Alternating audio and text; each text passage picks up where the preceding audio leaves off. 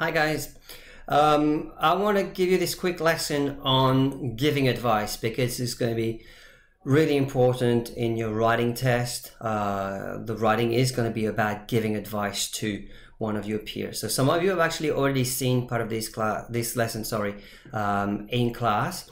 I'm going to go really quickly through all the different mechanisms that can be used to give advice. But remember, because this is a video, you can actually pause, rewind, replay. And if you have any questions, put them on an email, send them to me by all means, okay? Or we can deal with them in class. Okay, so as you can see, I am in your OneNote notebook. I am in the subsection called Les Ados, here at the top left, and in the section called Grammar and Language Function, on the page called Quelques conseils, okay? Un conseil in French is a piece of advice. Right, the first document here at the top actually summarizes all the different mechanisms, as I said, that you can use to give advice.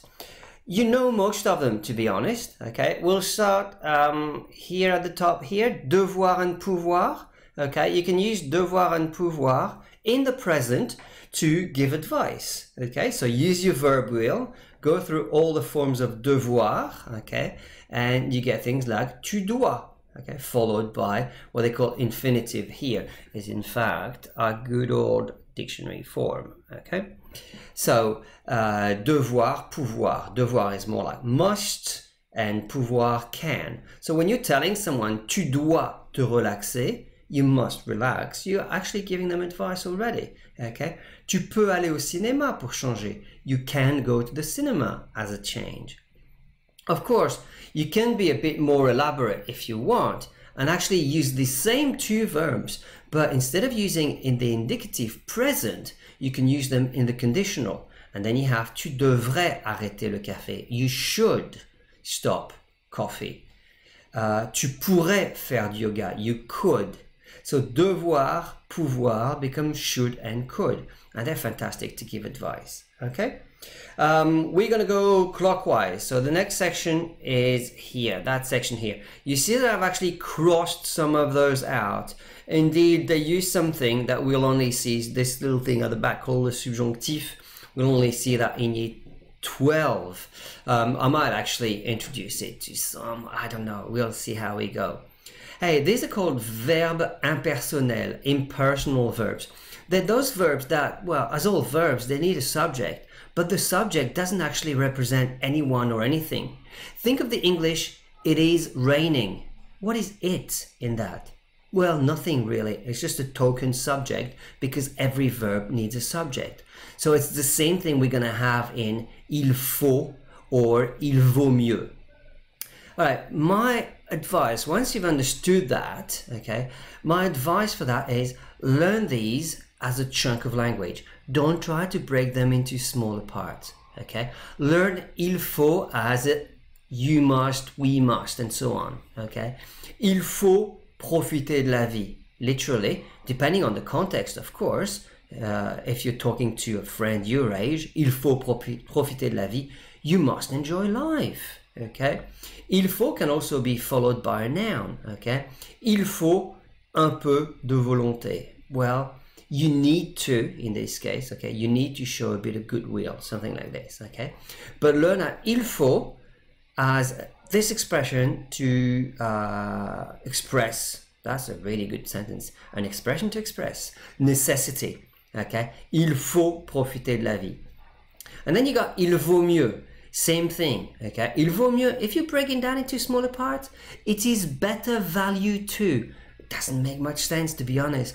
Learn it as you'd better, okay? You'd better followed by a dictionary form. Il vaut mieux prendre la vie du bon côté. Bit of vocabulary here for you. Prendre la vie du bon côté. Something like see the good side of things, okay? Literally, take the good side of life, okay? Il vaut mieux prendre la vie du bon côté. You'd better, look at the positives. That's what this sentence would say, okay? You'd better revise your French. Il vaut mieux réviser ton français, okay? The next one, bottom right here in this section, okay, this is all about l'impératif. That's a mode that's used to give orders, but also advice, okay, orders or advice. If I go down here, I've got a slide on l'impératif. It's in English. You can read it, okay, and you can see that the imperative is used to offer advice. Now, look at the bottom here, okay. The imperative is very easy, okay. You just use the tu or the nous or the vous form of the present. Notice that for er ending verbs, you drop the s that you would have in the present, okay. So you are closing the door, tu fermes la porte. Close the door, ferme la porte, okay. So depending on the tone of voice, of course, this can be an order, making a request, for example, or offering advice. If we keep going down on our page, you'll see that I've actually put a link to a very famous French song dating back to the, I reckon, the 70s or something. There's a YouTube link and then the words of the song here, okay? They use a lot of imperatives, okay? Funnily enough, the song is about parent and children relations, okay? All right, we've gone clockwise all the way to probably the most complex one, but also the one that you actually know really well, okay? It's our good old conditional, okay? Si j'étais toi, okay, followed by the conditional. Si j'étais toi, if I was you, okay? Si j'étais toi. If you were using a more formal form, you'd say si j'étais vous, okay? Let's say you can't quite remember the ending of that, okay? Well, there's an alternative that doesn't even use a verb. À ta place, literally in your spot. In your shoes, you'd probably say in English, okay? À ta place, and then you follow it by a conditional. Si j'étais toi, je partirais, here's our conditional, en vacances. À ta place, j'irais à Cuba. So the first one is the conditional of partir. You can actually still read the dictionary form in it. And the second one is irregular, of course. It's the conditional of aller. Okay, so here we go. Quick recap. If you want to give advice to people, well, the conditional is a good one to have. You can either introduce the conditional with a si clause, as we've had here, or you can use with particular verbs like devoir and pouvoir. Another one to give advice is the use of the subjunctive here, the same one that you use to give orders. And there's a few set expressions here for you to vary things a little bit. I think you got everything you need here to give advice to someone. And as you know, your oral is going to be a lot about giving advice. Okay, enjoy, make good use of this. I'm looking forward to reading your first drafts, really. Okay, see you soon. Bye-bye.